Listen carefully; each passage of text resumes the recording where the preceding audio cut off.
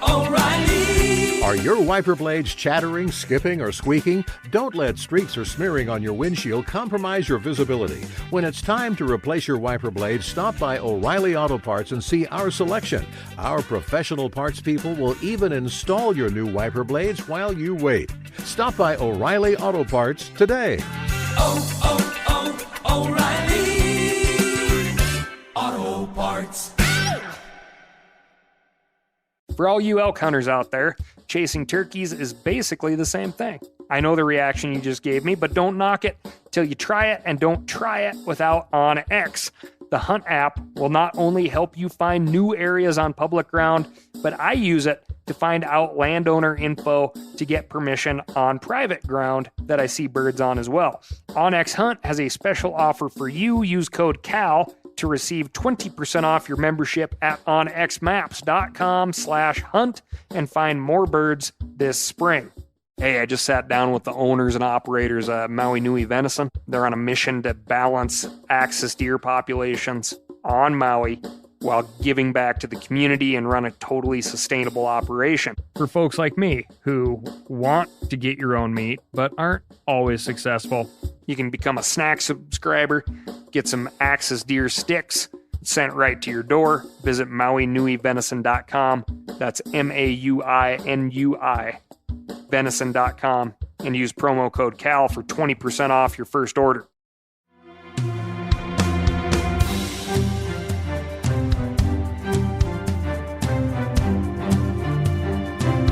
From MeatEater's World News Headquarters in Bozeman, Montana, this is Cal's Week in Review with Ryan Cal Callahan.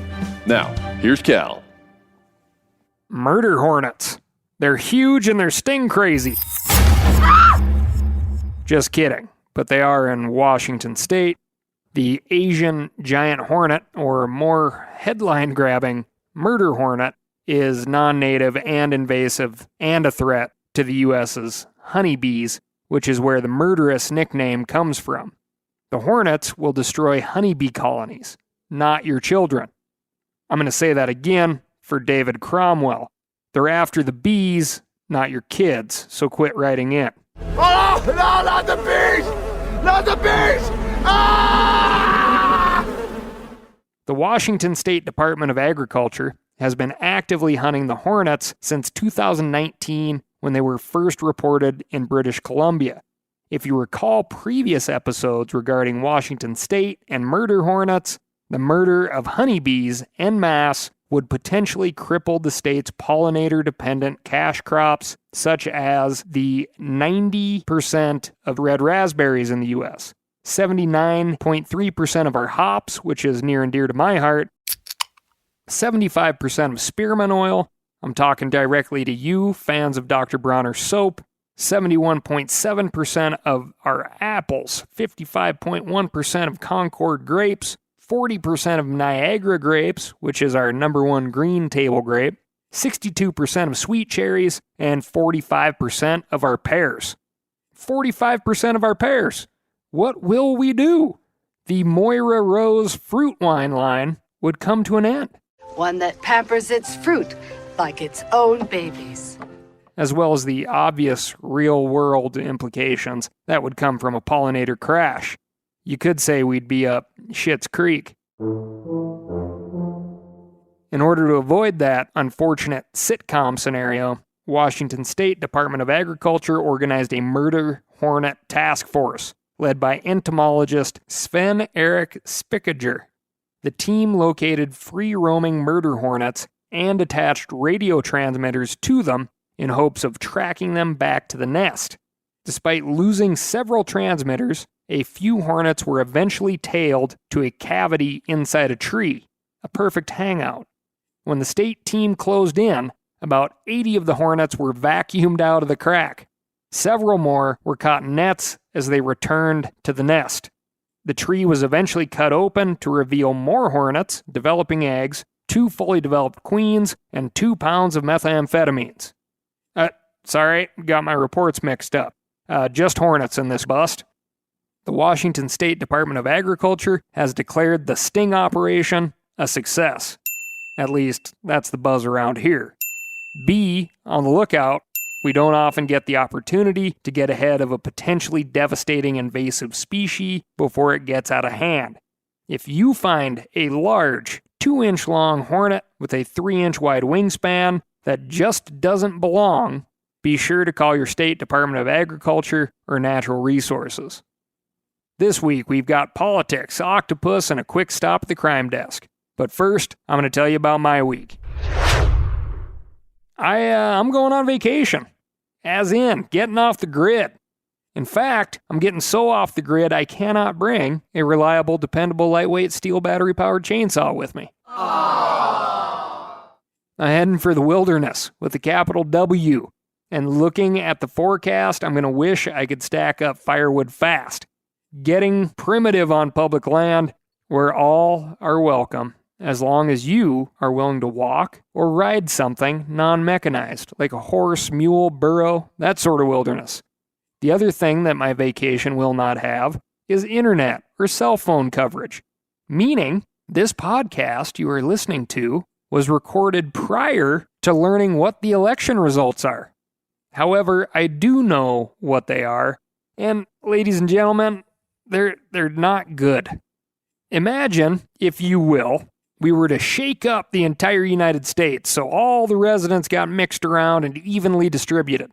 So if you're listening to this podcast, as you're driving down the road, every other vehicle you pass voted for the person you did not vote for.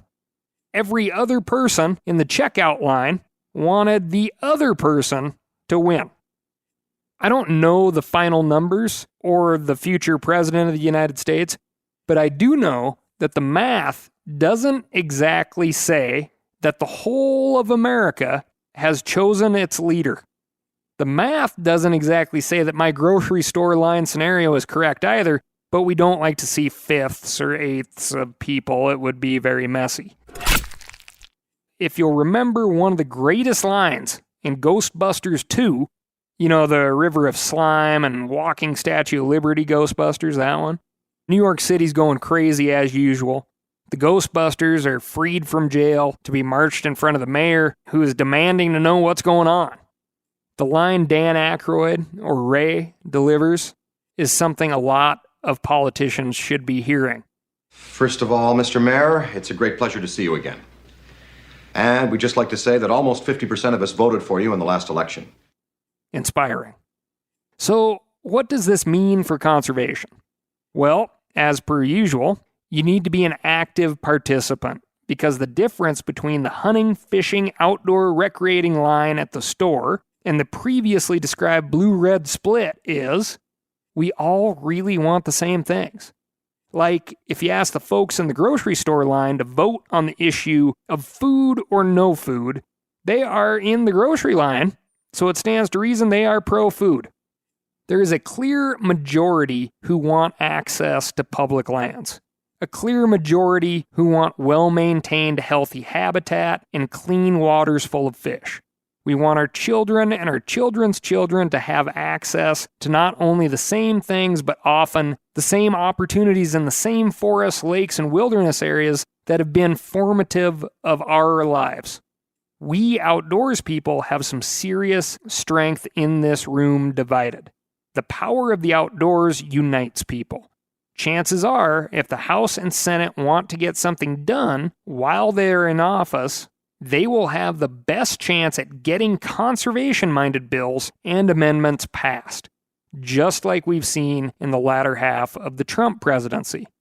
Your job, and my job, is to make sure our elected officials know where to put their efforts and what issues they shouldn't touch.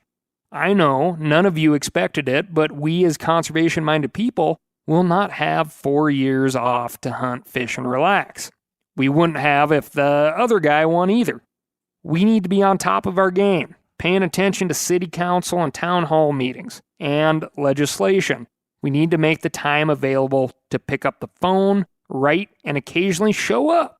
Make a compelling case to keep the things we hold dear in good shape and hopefully even get more of it. Now, after my week or so off the grid exploring our communal inheritance of public lands, I'll be refreshed. Even when it's not asked for, I'll be ready to help our elected officials make good decisions. Chasing big mule deer does that for a person. Moving on, but we're going to take a quick stop at the snort report. That little girl is now 6 months old and only about 40 pounds. She's a pocket-sized Labrador. We had a long walk this weekend. No birds, just feathers. Snort, not pleased, but tired. Now she's heading to Grandma's for some time dedicated to being a puppy. I'm hoping to get real serious about the birds upon my return from big mule deer country. Jumping over to the law enforcement desk with a quick update on the biggest wildlife crime bust in Nebraska state history. As you recall, over 100 people from 21 states were somehow involved in wildlife crimes involving Hidden Hills Outfitters. One couple, who had hunted numerous times with HHO, has come forward pleading not guilty to all offenses and, in part of their defense, have taken to attacking the Lacey Act. The Lacey Act was established back in 1900 as a way to define wildlife crimes, specifically the act of trafficking wildlife for sale. The couple in question made headlines years ago on an ethical situation, so I won't bring them up now because all are innocent until proven guilty. Correct? So, what I would like to focus on quickly is the Lacey Act and why I believe if you hunt or fish, you should not disparage this federal layer of wildlife crime enforcement or protection. This is opinion, to be clear.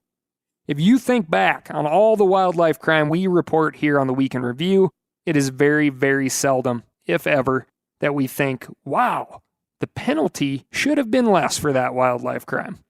That is because we have to contextualize an animal into dollars. What is the dollar figure that best represents this scenario to the state? When you stack up the life of a doe deer, for instance, against that of the actions of a drunk driver, let's say, the drunk is going to cost more. The Lacey Act, when violated, can be used to bring additional reparations for wildlife to the table. Again, when we see wildlife crime pop up on the blotter, the usual reaction from the hunting and fishing public is resounding, that is too low. The punishment is not enough. Geez, poor folks, let them off. It was just $1. But according to states, oftentimes these wildlife crimes carry the same gravitas as a speeding ticket, a misdemeanor, which is the stance this couple is taking. And keep in mind, again, they could be totally innocent. But you need to take into account the situation at Hidden Hills Outfitters was loose. As in, the place had a stink to it from all the illegal activity. It would be very hard for someone to hear an attack against the Lacey Act from people who frequented this operation, which, according to Deer and Deer Hunting, the couple in question did frequent this operation 3 to 4 trips per year for 4 years. The thing to remember with wildlife crime is the victims cannot speak. We don't see situations where a rabbit's on the stand pointing a shaky finger at the perpetrator they witnessed killing a buck out of season, right? You can't handle the truth! So the onus is, and always has been, on the hunter. If you are in a situation that doesn't seem right, you are expected to back out and self-report. If you don't, it is then up to the investigators, the wardens, to try to step into your shoes and see what you see and interpret the intention of your actions. We'll be hearing much more about this one. Please check out Sam Lundgren's in-depth article at themeateater.com. O'Reilly Auto Parts are in the business of keeping your car on the road. O'Reilly Auto Parts offer friendly, helpful service and the parts knowledge you need for all your maintenance and repairs. I don't know if you stopped in at an O'Reilly lately, but I use one because we have one right not too far from my house. People there are super helpful. I don't care if I'm getting boat batteries, car parts, whatever. Love those guys. They got thousands of parts and accessories in stock, either in-store or online, so you don't have to worry if you're in a jam. The team at O'Reilly Auto Parts can test your battery for free, in or out of your car. If it needs to be replaced, they'll help you find just the right battery for your vehicle. If you need your windshield wipers replaced, a brake light fixed, quick service, they'll help you find the right part or point you to the nearest local repair shop for help. Whether you are a car aficionado or an auto novice, you will find the employees at O'Reilly Auto Parts to be knowledgeable, helpful, and best of all, friendly. The professional parts people at O'Reilly Auto Parts are your one-stop shop for all things do-it-yourself auto.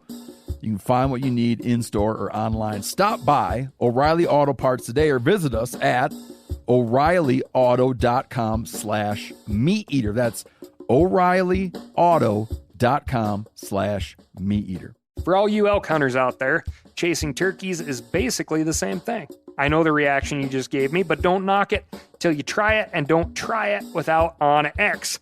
The Hunt app will not only help you find new areas on public ground, but I use it to find out landowner info to get permission on private ground that I see birds on as well. OnX Hunt has a special offer for you. Use code CAL to receive 20% off your membership at onxmaps.com/hunt and find more birds this spring. Now, a lot of you guys are familiar with the old hunting tradition of eating, some organ, the heart or a chunk of liver off the first animal you kill. I had that when I was a little kid, and it was a big deal. Organ meats were always prized by frontier people who knew the importance of getting a lot of different minerals and nutrients. And as often is the case, those guys were onto something, because organs are among the most nutrient-rich foods on the planet. And you can get the same benefits your ancestors craved via convenient daily capsules from Heart and Soil, made exclusively from regeneratively raised, grass-fed, and finished cattle. Heart and Soil's unique freeze-drying process means all those important nutrients are trapped in, ensuring you experience every one of the benefits of nature's superfood in a clean, convenient, taste-free capsule. Find out more at heartandsoil.co. And make sure to use code MeatEater for 10% off your purchase. That's heartandsoil.co. Use the code MeatEater. Next up, the Better Late Than Never desk. This one's going to bring you the perfect Halloween story, just as your kids might be finishing that very last package of Necco wafers. Quick aside here, why do people even hand out Necco wafers? Is there anyone out there who actually likes them? Anyway, a cemetery in the Belgian city of Antwerp has recently been overrun by zombie marbled crayfish. You heard that right. Zombie crustaceans eating anything they can get their claws around under a full moon in Europe's most sinister graveyard. While not technically zombies, these crayfish are not truly undead corpses come to feast on the flesh of the living. They are, however, feasting on some flesh and not a species found in nature, but rather mutated variants of the crayfish you might find in the southeastern U.S. For those of you who have never seen a crayfish, picture a lobster shrunk down to about, 4 inches long. Scientists believe that German pet sellers altered the genetics of standard crayfish to make them parthenogenetic, meaning that the females can reproduce without a male mate. You just keep 1 or 2 females, and then those individuals have babies, and then their babies have babies, and soon you have very, very, very healthy inventory of pets to sell. I guess the thinking goes, if you can make an unlimited number of a thing people want, you can get rich from selling that thing. What could go wrong? Regular listeners to this long podcast will be able to predict exactly what went wrong. One of those sellers, or maybe a pet owner, who wanted to make room for a newer, more exciting pet in the aquarium, dumped some of those genetically altered crayfish into a canal or storm drain. And so, without any natural predators, and without the complicated process of male and female crayfish trying to find one another and make little crayfish, the population exploded. Because asexual reproduction produces offspring with the exact same genetic makeup as the parent, all of these crayfish are exact clones of each other. I guess the lead for this story should have been clone crustaceans instead of zombie crustaceans. But, zombie gets a lot of buzz these days. Maybe clone-pocalypse. Begun. The Clone War has. Anyway, Schoenselhof Cemetery in Antwerp has become ground zero for the cray-pocalypse, and the ecosystem in the park has taken a beating as these mutant mud bugs burrow up to 3.5 feet into the earth to find food and shelter. I'm not sure what the average deceased body depth is in Antwerp, but let's hope it's a little bit deeper than 3.5 feet. In any case, they're disrupting the soil and habitat for other species who live there. Biologists and city officials aren't sure how they're going to try to control the outbreak, as they can't poison the crayfish without, poisoning everything else. It seems that the only upside here would be to ship a load of Zatran seasoning over to Belgium. Little Tony C's maybe. Make lemons into lemonade. Or lemons into an enormous pot, along with corn, potatoes, and other things that make a crawfish boil really great. Moving on to our ever-popular Florida desk. Researchers recently published a study in the journal Environmental Science and Technology that sheds light on why Florida's great egrets, the large white birds that look like swans with a stiletto for a beak, have been having so much trouble copulating, getting it on. Over the last 20 years, egrets in the Everglades have suffered a 50% decline in breeding events. Scientists have been studying several problems with egret reproduction, including fewer eggs laid and fewer hatchling egrets surviving to reproductive age. That's called recruitment. But the problems might start even earlier, with adult birds just never getting in the mood to woo each other. The main ingredient of this awful avian anti-aphrodisiac seems to be mercury. And we're not talking Freddy. Oh, you gonna take me home tonight? When humans burn gasoline and other petrochemicals, one of the byproducts released into the atmosphere is mercury, which then settles in very thin layers all over the environment. Many kinds of mining also release mercury into our water, although at first the mercury is very widely diffused, as in spread out. Organisms at the bottom of the food chain, like algae and plankton, begin to absorb it and can't pass it out of their systems. Insects and shellfish consume those lower down species, and in so doing, they collect the trace mercury and also can't pass it out of their systems. And up the food chain, the mercury travels, going from small amounts in many individuals to greater and greater amounts in the predators who eat all that smaller prey. That is why doctors warn people not to eat too much swordfish or tilefish or king mackerel, because all that mercury has been collected in those top of the food chain fish and can be harmful to us. In so saying, these predatory Florida egrets are not exempt from this kind of mercury accumulation. Once it collects in an animal, mercury disrupts hormone functioning, and hormones regulate biological processes, including the urge to mate. With the urge to mate disrupted, there's less lovemaking, and with less lovemaking, there are fewer young. Fewer young obviously mean fewer egrets altogether, and if this trend continues, maybe there would eventually be no egrets, which would be a colossal shame, but also, at a minimum, a great tattoo, or maybe a band name. No egrets. It's got a ring to it. Watching egrets hunt is a simply amazing experience. They often use a form of what we hunters would call still hunting, keeping their heads almost perfectly still while moving very, very slowly through shallow water, looking for prey. You'll often then see an egret moving its head from side to side so that it can correct for refraction, which is the way that water bends light and makes it look like something below the water's surface is in a different place than it actually is. Any of our bow fisher folks out there know what we're talking about. Once the egret has a fix on its target, it strikes like a snake and spears its prey with its beak. In the late 19th and early 20th century, egrets were almost hunted to extinction for their bright white plumage, which was used in making fancy hats. And so their recovery is just another example of the enormous progress we've made in conservation. But this progress, like so much other progress, is anything but secure. And egrets are definitely not the only species suffering from disruption of their hormonal systems due to rising mercury levels.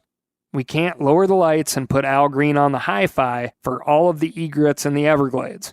So, we'll have to find ways to lower the mercury that goes into the ecosystem to get these birds feeling a little more frisky. So let's all band together for more egrets and fewer regrets in 2021, America. Moving on to the travel desk, specifically ice traveling. You may have been especially surprised to hear about a broken off piece of iceberg the size of Delaware bearing down on South Georgia. and expected to smash into the shoreline there, threatening native inhabitants. Every word of what I just told you is factually correct, but it's not just the presidential election that's prevented this story from getting airtime on the evening news in Atlanta or Savannah. That's because South Georgia is not just the name of the bottom half of the Peach State, it is also the name of an island off of Antarctica, where looming icebergs are not quite so unusual. However, the effect of an iceberg collision on this slightly less well-known South Georgia could nevertheless be newsworthy.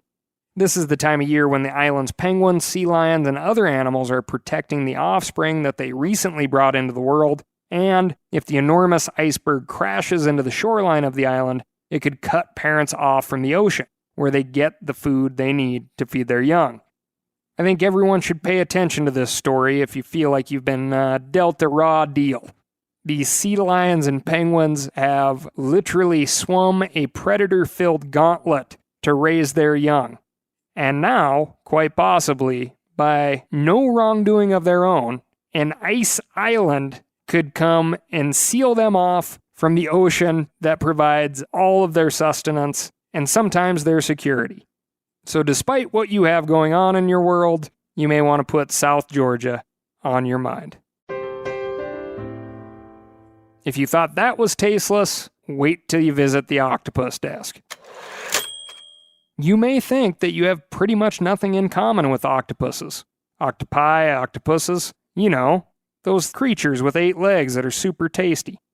Anyhow, I'm wagering that you do not, for example, squirt ink to hide from your enemies, that you don't swim by shooting out a jet of water to propel yourself along, and that you don't have suction cups all up and down your limbs.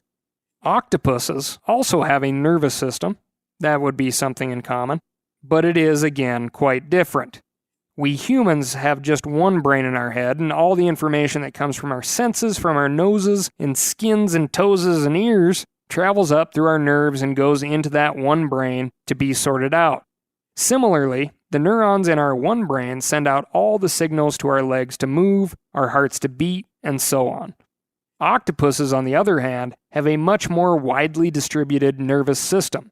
2/3 of their neurons are located all up and down their tentacles, and each tentacle can operate independently from the other tentacles, and independently from the brain the octopus has in its head. Think about that. How must the world seem to a creature with brains all over its body? It's crazy to contemplate. It's data overload. But researchers are discovering at least one way that a human and an octopus might not be so different. Both of us have the sense of taste. A team of biologists at Harvard University have been hard at work studying specific cells octopuses have in their suction cups that have the same structure as the cells we have in our tongues. And they've been studying what happens when these octopus cells come in contact with the chemicals that their prey animals release under stress. When the octopus's suckers touched an object that had these chemicals on it, they were much more likely to grab onto that object. That's a lot like how your mouth would close around a strawberry once your tongue detected the sweetness and strawberryness of that strawberry. How cool would it be to have taste buds on your limbs?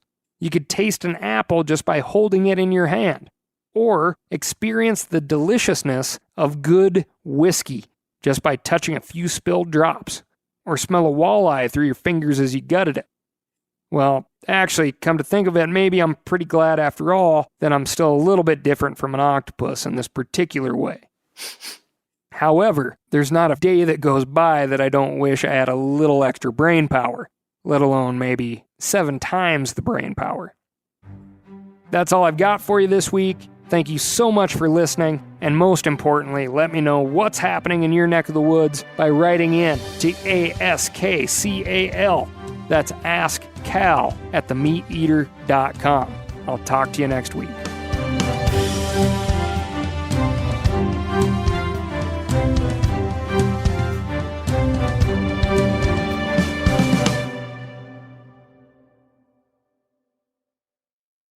I'm sure a lot of you guys remember the old ceremonial hunting tradition of eating the heart out of the first animal you kill. Meat from those organs are among the most nutrient-rich foods on the planet. You can get those same benefits your ancestors craved via convenient daily capsules from Heart and Soil. Find out more at heartandsoil.co. And remember, use code MeatEater for 10% off your purchase. Hey, I just sat down with the owners and operators of Maui Nui Venison. They're on a mission to balance axis deer populations on Maui while giving back to the community and run a totally sustainable operation. For folks like me who want to get your own meat but aren't always successful, you can become a snack subscriber, get some axis deer sticks sent right to your door. Visit MauiNuiVenison.com. That's MAUINUI venison.com and use promo code CAL for 20% off your first order.